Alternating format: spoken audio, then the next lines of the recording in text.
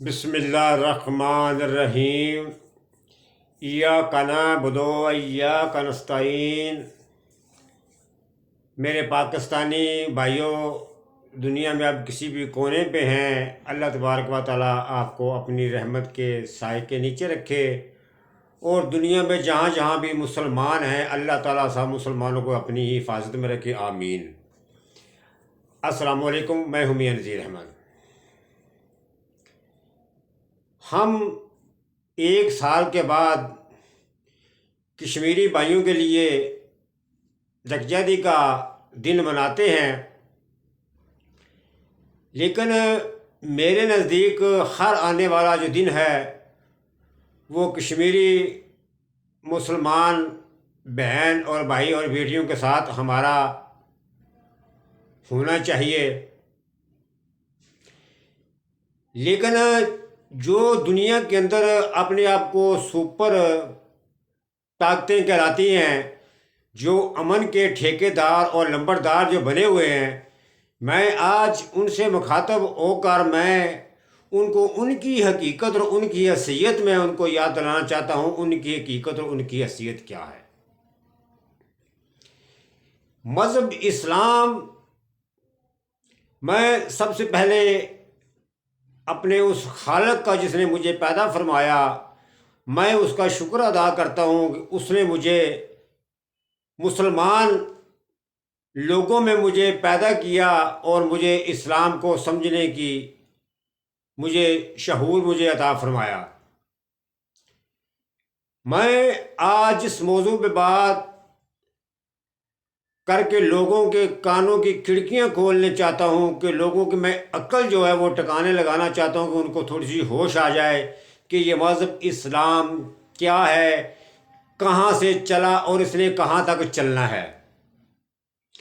یہ مذہب اسلام وہ مذہب ہے جو امن اور بھائی چارے کا درس دیتا ہے،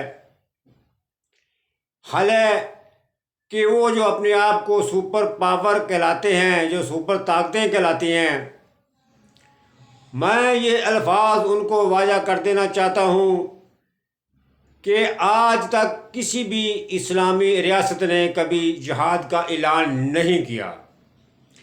نہیں تو اگر کوئی اسلامی ریاست جو ہے اگر جہاد کا اعلان کرتا ہے تو میں اپنی اس رب ذوالجلال کی قسم اٹھا کر کہتا ہوں، جب جہاد کے لیے مسلمان نکل جاتے ہیں تو پیچھے پھر کچھ بھی نہیں چھوڑتے۔ لیکن ہمارا مذہب جو ہے یہ اسلام مذہب یہ بھائی چارے اور امن کا درس دیتا ہے۔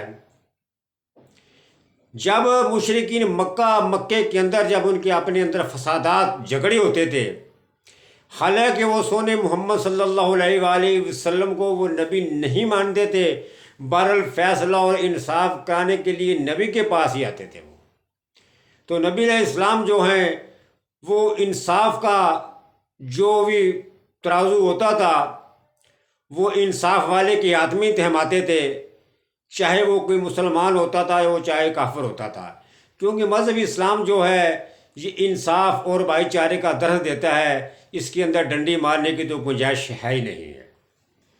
پھر یہ بات کو یاد رکھیں کہ ایک مسلمان جب میرے اور آپ کے نبی جناب محمد مصطفیٰ صلی اللہ علیہ وآلہ وسلم نے حضرت ابو بکر رضی اللہ تعالیٰ عنہ کو بتایا کہ میرے پاس جبرائیل امین آئے تو مجھے آ کر کہا کہ آپ نبوت کا اعلان کر دیں، ابھی آپ نے یہ فرمایا ہی تھا تو حضرت ابو بکر رضی اللہ تعالیٰ نے فوراً کلمہ پڑھ لیا، لا الہ الا اللہ محمد رسول اللہ۔ تو ایک مسلمان ہوا جن کا نام حضرت ابو بکر تھا۔ تو آج تقریباً 2.2 ارب مسلمانوں کی آبادی ہے۔ یہ سلسلہ چلتا آ رہا ہے، یہ پیچھے نہیں جا رہا، یہ آگے جا رہا ہے، اس لیے کہ لوگ سمجھتے ہیں یہ ایک سچا مذہب اور امن جارے کا مذہب ہے، اس کے اندر امن ہی امن ہے۔ اور پہلا مسلمان ہونے والا جو پہلے مسلمان ہوئے ان کا میں نے آپ کو نام بتا دیا ہے، لیکن یہ قیامت تک یہ سلسلہ چلتا رہے گا، یہ مسلمانوں کے اندر اضافہ ہوتا ہی رہے گا، لیکن جو آخری ہونے والا مسلمان ہے اس کا کوئی پتہ نہیں کہ یہ سلسلہ چلتا ہی رہنا ہے۔ پھر یہ اپنے آپ کو جو امن کے ٹھیکیدار کہلاتے ہیں، کیا ان کو کشمیر کے اندر معصوم بچوں کے پہاڑ جتنے آنسو نظر نہیں آتے؟ کیا وہاں پر معصوم خواتین کی سسکیوں کی آوازیں ان کے کانوں میں نہیں آتی؟ یہ امن کے ٹھیکیدار کہاں سوئے ہوئے ہیں؟ یہ مر گئے ہیں، ان کو یہ سمن بکمن ہو چکے ہیں۔ کشمیر کے جتنے بھی مطالبات ہیں وہ قومی متحدہ کی قراردادوں کے مطابق کیوں ان کو حل نہیں کیا جاتا؟ دراصل یہ جو پاور اپنے آپ کو سپر پاور کہلاتے ہیں، دراصل یہ جو اپنے آپ کو امن کے ٹھیکیدار کہلاتے ہیں، یہ خود ہی ایک ان کا شیطانی ذہن ہے۔ یہ دنیا کے اندر یہ خود امن ہی نہیں چاہتے۔ جب دنیا کے اندر امن ہو گیا پھر ان کی ٹھیکیداری ہے، جو ان کی لمبرداری جو ہے، جو ان کی سپر پاوریں ہیں، وہ پھر خاک میں مل جائیں گی۔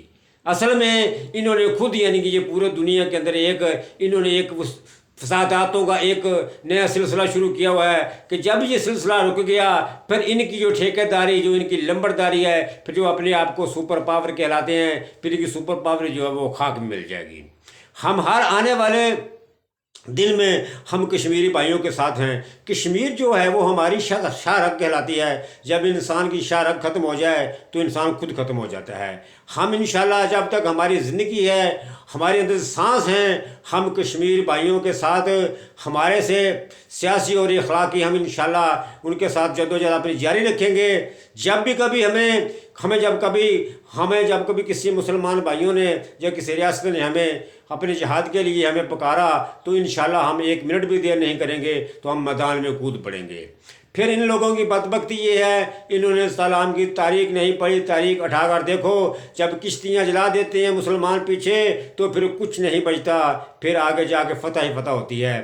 اب بھی میں آج تک میرا خیال کہتا ہے کسی نے اس موضوع پہ بات نہیں کی ہوگی، لیکن آج بھی جو وہ ہمارے لمبردار اپنے آپ کو کہلاتے ہیں، امن کے ٹھیکیدار کہلاتے ہیں، اب بھی ان کے پاس وقت ہے، اب بھی وہ بیٹھ کر سمجھوتا کر کے کشمیر کو قومی متحدہ کی قراردادوں کے مطابق اس کا حق دلایا جائے۔ یہ نہ ہو کہ وقت ایسا آ جائے کہ کوئی مسلمان ملک جو ہے وہ جہاد کا اعلان کر دے۔ جب جہاد کا اعلان کر دیا گیا تو پھر قسم رب ذوالجلال کی تمہارے ایٹم بم بھی جو ہے تمہارے منہ میں دھرے کے بھرے رہ جائیں گے، پھر کچھ نہیں ہو سکے گا۔ دیکھو، ہم دنیا کے اندر امن چاہتے ہیں۔ مذہب اسلام جو ہے یہ امن کا درس دیتا ہے اور یہ صبر کا درس دیتا ہے۔ ہم صبر کیے ہوئے ہیں، ہماری صبر کی آپ انتہا دیکھنا چاہتے ہیں، لیکن ہم کہتے ہیں کہ ہماری صبر کے انتہا آپ نہ دیکھیں۔ جب آپ ہماری صبر کی انتہا ختم ہو جائے گی تو یقین جانیں تو پھر سب کچھ ختم ہو جائے گا۔ ہم نے مسلمانوں کے ساتھ کہاں کہاں پر ظلم نہیں دیکھے۔ جو مذہب حق اور سچ کی بات کرتا ہے، جو بھائی چارے کا اور امن کا درس دیتا ہے، تم لوگ اسی مذہب کو تم لوگ دہشت گردی کا نام دیتے ہو۔ وہ اس لیے دیتے ہو کہ تم لوگوں کو یہ پتہ ہے، ہاں تم جانتے ہو کہ جب یہ لوگ جب کبھی جہاد کے لیے اگر نکل پڑے تو یہ ہمارا کچھ بھی نہیں چھوڑیں گے۔ لیکن ہم جو ہیں، ہم اپنا جو صبر کا جو دامن ہے ہم اپنے ہاتھ سے نہیں چھوڑنا چاہتے۔ ہم آئے دن آپ کو یہی یاد دلاتے ہیں کہ خدا را ہر آدمی کو دنیا کے اوپر جینے کا برابر کا حق ہے، چاہے وہ کسی بھی مذہب سے تعلق رکھتا ہے، لیکن دنیا میں جو بھی انسان ہیں وہ انسانیت کا ایک دوسرے کے ساتھ ناتا ہے۔ ہر آدمی کو اس کی مرضی کے مطابق سانس لینے کا حق دیا جائے۔ یہ نہیں ہونا چاہیے کہ جہاں پر آپ کی مرضی کے خلاف بات چل رہی ہے وہاں پر اپنا رعب جما کر اس آدمی کے اوپر کنٹرول کرنے کی کوشش کریں۔ حال ہے کہ ہم اس بات کو نہیں کہتے، میں اس بات کو نہیں دہراتا، یہ لوگ خود ہی پڑھ لیں، یہ خود ہی لوگ سبق سیکھ لیں، پرانی اسلام کی تاریخ اٹھا کر دیکھ لیں۔ ابھی یہ حال ہی کا بات ہے، جو اپنے آپ کو سپر پاور کہلاتا تھا امریکہ، اس کے ساتھ افغانستان میں اس کی نانی یاد دلا دی ہے، لیکن اس کو یہاں سے خوار اور ذیلو ہو کر وہاں سے بھاگنا پڑا ہے۔ پھر جب یہاں سے اس نے نکلنے کی کوشش کی، پھر وہ شرمندہ نکلنے کے لیے بھی ایسے نہیں نکل رہا تھا، وہ کہہ رہا تھا کہ میں تو بہت لمبردار ہوں، اگر میں ایسے بھاگ گیا تو میری تو بہت بڑی بےزتی ہو جائے گی۔ پھر وہ یہاں سے نکلنے کے لیے بھی اس نے کتنے بہانے ڈھونڈے، یہاں سے وہ پھر نکلا۔ یاد رکھو، دنیا کے آگے، دنیا کے اندر اس رب ذوالجلال کی ذات کے علاوہ کوئی سپر سپر پاور نہیں ہے. جب کوئی انسان اس رب ذوالجلال کو دل سے پکارتا ہے تو اللہ تبارک و تعالیٰ اس کی مدد ضرور فرماتا ہے. تو یہ میں ایمان سے کہتا ہوں اور اپنے پکے کفتے عقیدے سے میں کہتا ہوں کہ جب اللہ تعالیٰ رب ذوالجلال کو پکارتا ہے تو پھر دنیا کی کوئی طاقت، کوئی ایٹمی طاقت، کوئی چیز، کوئی بھی اس کے آگے نہیں ٹکتی. پھر جو ہے انسان جو ہے وہ ڈٹ جاتا ہے. اگر اللہ تبارک و تعالیٰ کسی کے اوپر ناراض ہو جائے تو تمہاری پوری بھی اللہ تبارک و تعالیٰ تمہاری پوری دنیا اگر مل کر اس آدمی کا کچھ بھلا چاہے تو اس آدمی کا بھلا نہیں کر سکتی. اگر اللہ تعالیٰ کسی کے اوپر راضی ہو جاتا ہے تو تمہاری جتنی بھی یہ تمہاری ایٹمی طاقتیں جتنی بھی تم سب اکٹھی بھی کر لو پھر تم اس انسان کا کچھ نہیں بگاڑ سکتے. ہر دن آنے کہنے کے لیے بہت کچھ ہوتا ہے. میں اپنی بس ان سپر پاوروں کو یہ کہتا ہوں کہ خدارا تم لوگ کیوں گونگے بہرے ہو گئے ہو؟ تم لوگ کیوں مظلوم خواتین کی سسکیوں کی آوازیں تمہارے کانوں تک کیوں نہیں پہنچتی؟ معصوم بچوں کے پہاڑ جتنے آنسو تمہارے کانوں تک کیوں نہیں پہنچتے؟ آخر ان کا بھی تمہیں حساب دینا پڑے گا. تم دنیا میں اگر لمبردار ہو تو تمہاری لمبرداری کا تجھے حساب دینا پڑے گا. مسلمانوں، اس کے ساتھ میں اپنے پروگرام کو ختم کرتا ہوں. کشمیری بھائیوں کے لیے، بہنوں کے لیے، بیٹیوں کے لیے، بچوں کے لیے میں دعا گو ہوں. میرا اللہ تبارک و تعالیٰ ان کی حفاظت فرمائے.